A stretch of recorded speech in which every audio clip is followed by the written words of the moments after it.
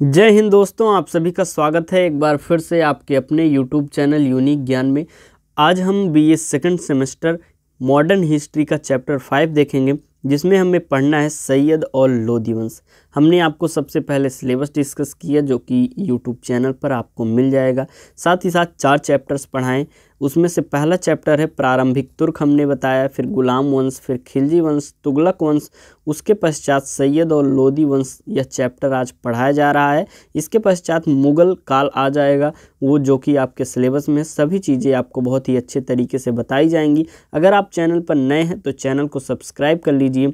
साथ ही साथ Telegram channel join कीजिए, वहाँ पर सभी क्लासेज यहाँ जो कराई जाती हैं सबकी नोट्स आपको वहाँ प्रोवाइड कराई जाती हैं। तो चलिए देखते हैं सैयद और लोदी वंश के बारे में। हमने आपको बताया था हमारा जो दिल्ली सल्तनत है उसमें 5 वंश हैं। 5 वंश में गुलाम वंश, खिलजी वंश, तुगलक वंश, सैयद वंश और लोदी वंश, ये 5 वंश हैं।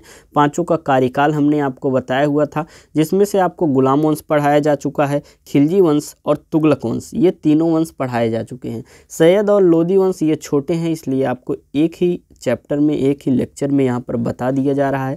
तो सैयद वंश कब से कब तक रहता है? 1414 से 1451 तक शासन करता है, जिसमें से संस्थापक जो हैं इस वंश के खिज्र खां लोदी, जो कि 1414 से 1421 तक शासन करते हैं। मुबारक शाह जो हैं वह 1421 से 1434 तक शासन करते हैं। और मोहम्मद शाह जो हैं वह 1434 से 1443 शासन करते हैं। आलम शाह जो हैं वह 1443 से 1451 शासन करते हैं। जो खिज्र खां हैं इनके पुत्र का नाम मुबारक शाह और फरीद खां था। मुबारक शाह 1421 से 1434 तक शासन करता है। उसके पश्चात फरीद का पुत्र मोहम्मद शाह यहाँ पर शासन करता है, और फिर मोहम्मद शाह यहाँ पर शासन करने के बाद आलम शाह शासन करता है। यहाँ पर ये मिसप्रिंट हो गया है, मोहम्मद शाह यहाँ ही हो गया है, तो यहाँ पर होगा आलम शाह। आपको देखने को मिल जाएगा आपके नोट्स जो प्रोवाइड कराया जाएगा टेलीग्राम चैनल पर, वहाँ पर। तो सबसे पहले हम देखेंगे जिसने इसका संस्थापना किया था, संस्थापक जो था खिज्र खां, उसके कार्यकाल के विषय में हम पढ़ेंगे। खिज्र खां जो था वह सैयद वंश का संस्थापक था। वह 1414 से 1421 तक शासन करता है। खिज्र खां तैमूर लंग का सेनापति था। किसका सेनापति था? तैमूर लंग का सेनापति था। तैमूर ने भारत से लौटते समय खिज्र खां को लाहौर, मुल्तान और दीपालपुर का सूबेदार नियुक्त किया हुआ था। इसने दौलत खां को पराजित करके दिल्ली का स्वतंत्र शासक बना। किसको पराजित करके? दौलत खां को पराजित करके यह दिल्ली का स्वतंत्र शासक बना था। और खिज्र खां स्वयं को पैगंबर मोहम्मद साहब का वंशज मानता था। किसका वंशज मानता था? मोहम्मद साहब का वह वंशज मानता था अपने आप को। कौन? खिज्र खां। खिज्र खां दिल्ली का स्वतंत्र शासक था, लेकिन वह स्वयं को तैमूरियों का राज्यपाल मानता था। दिल्ली का वह स्वतंत्र शासक था, लेकिन वह तैमूर जो थे, तैमूरियों का खुद को राज्यपाल मानता था और उन्हें टाइम से कर भेज दिया करता था। इसने सुल्तान की उपाधि ग्रहण नहीं की और न ही अपने नाम का सिक्का इसने जारी करवाया था। इसने रैयत-ए-आला नामक उपाधि धारण कर रखी थी। खिज्र खां ने एक उपाधि धारण की थी, वह थी रैयत-ए-आला। खिज्र खां जो है वह नियमित रूप से तैमूर के पुत्र जो शाहरुख थे उनको कर भेजा करता था। और 20 मई 1421 को खिज्र खां की जो है मृत्यु हो जाती है 1421 में। और 1421 से 1434 तक कौन शासन करता है? मुबारक शाह शासन करता है। इसमें ज़्यादा कोई नहीं है, 4 ही जो वंशज के शासक हैं सैयद वंश के, वह 4 ही हैं। कौन कौन से? खिज्र खां, मुबारक शाह, मोहम्मद शाह और कौन है? आलम शाह। ये 4 हैं, जिसमें से खिज्र खां को आपने देख लिया। उन्होंने जो भी महत्वपूर्ण कार्य किए थे आपको बताए गए। कोई भी प्रश्न आपको उनसे रिलेटेड या पूरे लेक्चर से रिलेटेड हो तो आप कमेंट करके पूछ सकते हैं। बहुत ही आसान शब्दों में यहाँ पर आपको बताया जा रहा है। तो चलिए देखते हैं मुबारक शाह, जो कि 1421 से 1434 तक से यहाँ पर शासन करते हैं। खिज्र खां ने तो सुल्तान की उपाधि नहीं ली थी, क्योंकि वह क्यों नहीं ली थी उपाधि? अभी हमने आपको बताया, उन्होंने उपाधि नहीं ली थी क्योंकि वह खुद को तैमूरियों का एक प्रकार से राज्यपाल मानते थे। और उनका पुत्र जो था तैमूर लंग का जो पुत्र था शाहरुख, उसको यह नियमित रूप से हर वर्ष कर जो है वह भेज दिया करते थे। परंतु जो खिज्र खां का पुत्र था मुबारक शाह, उसने पुत्र ने सुल्तान की उपाधि ली थी और साथ ही साथ उसने शाही नामक उपाधि भी ली थी। किसने? मुबारक शाह ने। इसके दरबार में एक इतिहासकार रहता था जिसका नाम था अहमद सर हिंदी, और उसने मुबारक शाह के ऊपर एक पुस्तक की रचना की थी। कौन सी पुस्तक थी? तारीख ए मुबारक शाही। इसने मुबारकबाद नामक नगर की स्थापना की थी। किसने? मुबारक शाह ने। इसने भटिंडा और दोआब क्षेत्र में हुए विद्रोहों को सफलतापूर्वक दबाया था और इसके वजीर द्वारा इसकी हत्या करवा दी गई थी। मुबारक शाह की हत्या कैसे हुई? उसके वजीर ने उसकी हत्या करा दी थी। किसके? मुबारक शाह ने। मुबारक शाह के बाद उसका भतीजा जो मोहम्मद शाह अगला सुल्तान बनता है। कौन? मोहम्मद शाह जो है वह अगला सुल्तान बनता है। मोहम्मद शाह का वास्तविक नाम जो था मोहम्मद बिन फरीद था। मोहम्मद शाह जो है 1434 से 1445 एक बार 43 तक वह शासन करता है। तो 1400 कब से? 1443 से 34 से 1443 तक वह शासन करता है। इसके समय में 1440 ईस्वी में मालवा के शासक महमूद शाह खिलजी ने दिल्ली पर आक्रमण किया और 3 दिनों के भीषण युद्ध के बाद दोनों में संधि हो गए और महमूद शाह खिलजी वापस जो है मालवा चला जाता है। और उसके बाद शासन में कौन आता है? अलाउद्दीन आलम शाह, जो कि 1443 से 1451 तक शासन करता है। अलाउद्दीन आलम शाह सैयद अंतिम वंश जो था, अंतिम शासक था। अलाउद्दीन आलम शाह जो था वह सैयद वंश का अंतिम शासक था। आलम शाह का वजीर था जिसका नाम था हमीद खान। जो आलम शाह शासक थे, अंतिम शासक, उनके वजीर का नाम क्या था? हमीद खान था। और उसके हमीद खान से मतभेद होने के कारण वह दिल्ली को छोड़कर कहाँ चला जाता है? बदायूं चला जाता है और वहीं पर उसकी मृत्यु हो जाती है। आलम शाह जो है, अलाउद्दीन आलम शाह, वह उसके वजीर जो हमीद खान हैं उनसे कुछ मतभेद हो जाता है और वह दिल्ली को छोड़कर कहाँ चला जाता है? बदायूं, और बदायूं में ही इसकी मृत्यु हो जाती है। और उसके वजीर ने दिल्ली का राजपाट जो है किसको दे देता है? बहलोल लोदी को दे देता है। और बहलोल लोदी जब से शासन करना शुरू करता है तो उसे लोदी वंश का स्थापना हो जाती है। लोदी वंश की स्थापना कौन करता है? बहलोल लोदी। और फिर उसके बाद आते हैं सिकंदर लोदी और इब्राहिम लोदी। ये उसके 3 शासक थे। किसके? लोदी वंश के कितने शासक थे? 3 शासक थे। बहलोल लोदी, सिकंदर लोदी और इब्राहिम लोदी। बहलोल लोदी 1451 से 1489 तक शासन करता है। 1489 से 1517 तक सिकंदर लोदी, 1517 से 1526 तक इब्राहिम लोदी शासन करता है। तो चलिए सबसे पहले हम देखते हैं बहलोल लोदी के विषय में। बहलोल लोदी 1451 से 1489 तक शासन करता है। यह लोदी वंश का संस्थापक था और यह दिल्ली के सुल्तानों में सर्वाधिक समय तक शासन किया था। कौन? बहलोल लोदी जो है वह दिल्ली के सुल्तानों में सर्वाधिक समय तक शासन करता है। यह कभी ऊंचे सिंहासन पर नहीं बैठा बल्कि यह कालीन पर बैठता था और इसके चारों तरफ इसके अमीर बैठते थे। और इसने बहलोली नामक एक चांदी का मुद्रा प्रचलित की जो टंका के मूल्य का 1/3 था और यह अकबर के समय तक विनिमय का माध्यम बनी रही। कौन? उसने जो बहलोली नामक चांदी की मुद्रा प्रचलित की थी वह अकबर के समय तक विनिमय का माध्यम बनी रहती है। बहलोल लोदी जो है जौनपुर के शासक हुसैन शाह सरकी को पराजित करके जौनपुर में दिल्ली में मिला लिया था। वह चाहता था कि उसका जो बड़ा बेटा है हुसैन शाह सरकी को हराकर वहां पर राजा बने, लेकिन ऐसा नहीं होता है। बहलोल लोदी जाता है जौनपुर और वहां पर हुसैन शाह सरकी को हराकर अपने बेटे बारबक शाह जो है उसके बारबक शाह को वहां पर गवर्नर बना देता है। बड़ा बेटा इसका कौन रहता है? बारबक शाह, और छोटा बेटे का नाम रहता है सिकंदर लोदी। बारबक शाह लोदी और सिकंदर लोदी। लेकिन वह चाहता है, बहलोल लोदी चाहता है कि जो बारबक शाह लोदी है वह यहाँ का अगला शासक बने, गद्दी पर बैठे, परंतु ऐसा नहीं होता है। सिकंदर लोदी जो है वह अपने बड़े भाई बारबक शाह को हराकर गद्दी हासिल कर लेता है। आगे देखेंगे हम सिकंदर लोदी के विषय में। यह अपने बड़े भाई को हराकर गद्दी को पा लेता है। बहलोल लोदी के बाद सिकंदर लोदी शासक बनता है और लोदी वंश का सबसे प्रतापी सिकंदर शासक लोदी बनता है। इसके पिता बहलोल लोदी के 9 पुत्र थे और यह तीसरा पुत्र था और इसका नाम क्या था? निजाम खां। लेकिन बाद में यह सिकंदर लोदी के नाम से सुल्तान बनता है। सिकंदर लोदी के प्रमुख कार्य कौन कौन से थे? 1504 में इसने आगरा शहर की स्थापना की थी और बाद में आगरा को ही अपनी राजधानी बनाई थी। किसने? सिकंदर लोदी जो है वह आगरा शहर की स्थापना करता है। कब? 1504 ईस्वी में, और फिर आगरा को ही अपनी राजधानी बना लेता है। इसने कृषि विकास के लिए गज सिकंदरी नामक प्रमाणिक नाप का प्रचलन किया, जिसका उपयोग भूमि को नापने के लिए किया जाता था। सिकंदर लोदी एक लेखक भी था। वह फारसी भाषाओं में कविताएं लिखा करता था, लेकिन वह अपने नाम से कविताएं नहीं लिखता था। उसने कविताएं लिखने के लिए गुलरुखी नामक उपनाम रखा हुआ था। गुलरुखी नामक उपनाम से वह लिखता था। वह हिंदू धर्म और इस्लाम धर्म दोनों धर्मों को एक नज़र से देखता था, और जिस भी धर्म में उसे कोई कार्य अच्छा नहीं लगता था तो उस कार्य पर वह प्रतिबंध लगा देता है। जैसे कि उसने मुहर्रम पर ताजियाँ निकालना बंद कर दिया था, गंगा यमुना स्नान पर रोक लगा दी थी, मथुरा के सारे मंदिर उसने तोड़ दिए थे, ज्वालामुखी की मूर्तियों के टुकड़े को मांस तौलने के लिए वह कसाई को दे दिया था। उसने क्या किया था? गजे सिकंदरी भी लागू किया था। गुलरुखी शीर्षक से वह कविता लिखा करता था, और इसी के समय में भारतीय संगीत पर पहला ग्रंथ लज्जत ए सिकंदरी लिखा गया था। किसके समय में? सिकंदर लोदी के समय में। और यह ऐसा शासक था जो दाढ़ी नहीं रखता था, और इसका मकबरा दिल्ली में है। और यह कैसे मरा था?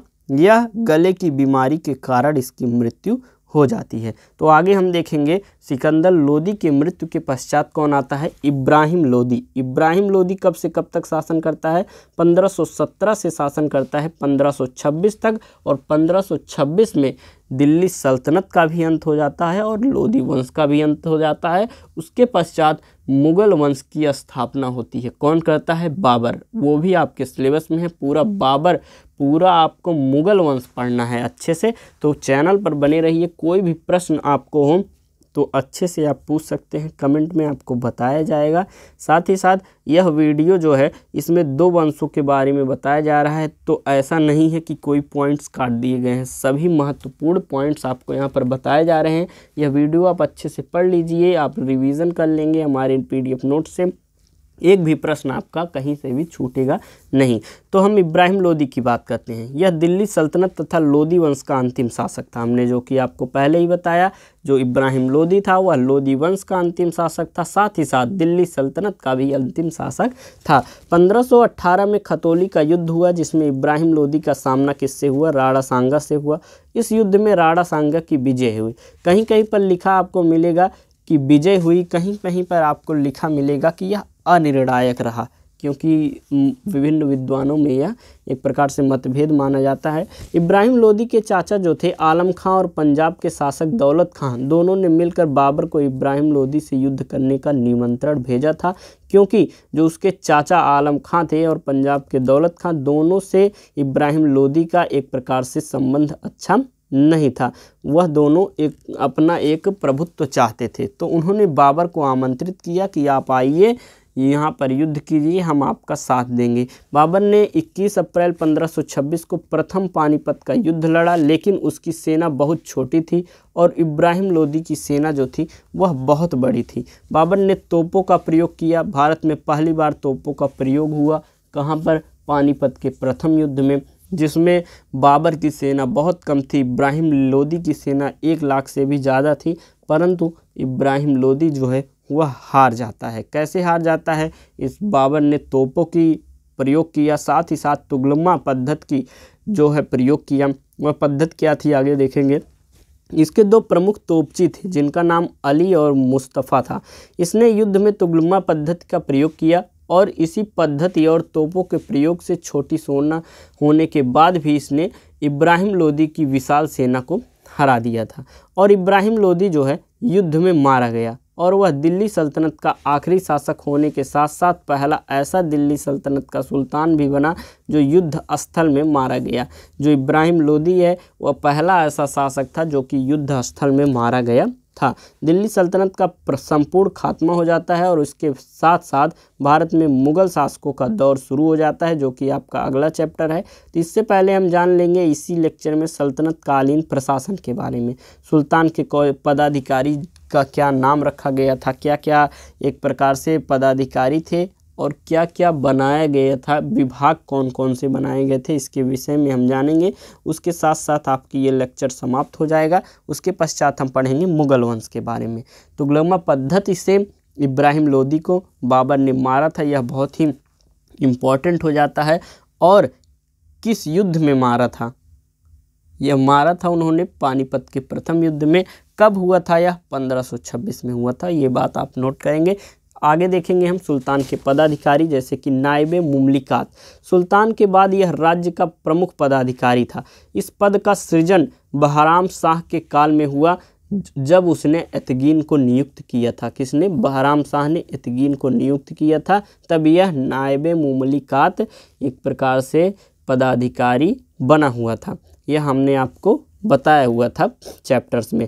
इसके कार्य सुल्तान की अनुपस्थिति में सुल्तान के सभी कार्यों को संपन्न करना था। एक प्रकार से आप समझ सकते हैं जैसे कि राष्ट्रपति उपराष्ट्रपति तो कार्य करता है राष्ट्रपति की अनुपस्थिति में, तो उसी प्रकार यह नायब मुमलिकात था। दीवाने आरिज जो कि सैन्य विभाग में बनता था, और इस विभाग के प्रमुख अधिकारी को आरिज मुमालिक के नाम से जाना जाता था। यह जो विभाग या पदाधिकारी बताए जा रहे हैं, यह किस समय के थे? यह दिल्ली सल्तनत के थे। दिल्ली सल्तनत का आज लास्ट लेक्चर है, इसलिए आपको यह विभाग भी बता दिए जा रहे हैं। इस विभाग की स्थापना बलबन ने की हुई थी। दीवाने रसालत, इसका प्रमुख अधिकारी रसालत मुमालिक होता था, जो विदेशी मंत्री की हैसियत से कार्य करता था। आगे देखेंगे हम। अगला है अमीर हाजिब। इसे अमीर बारबक भी कहा जाता था। यह दरबारी मामलों की देखभाल करने वाला प्रमुख अधिकारी था। दीवाने वकूफ़, जलालुद्दीन खिलजी ने खर्च के ब्यौरों को तैयार करने के लिए इसकी स्थापना की थी। किसकी? दीवाने वकूफ़ की। अगला है दीवाने अमीर कोही। इसकी एक प्रकार से मोहम्मद तुगलक ने इसे बनाया था। मोहम्मद बिन तुगलक ने, यह हमने आपको तुगलक वंश में अच्छे से बताया हुआ था। मोहम्मद बिन तुगलक ने सर्वप्रथम इस विभाग की स्थापना की। इसका मुख्य कार्य मालगुजारी व्यवस्था की देखभाल एवं भूमि की खेती के योग्य बनाना होता था।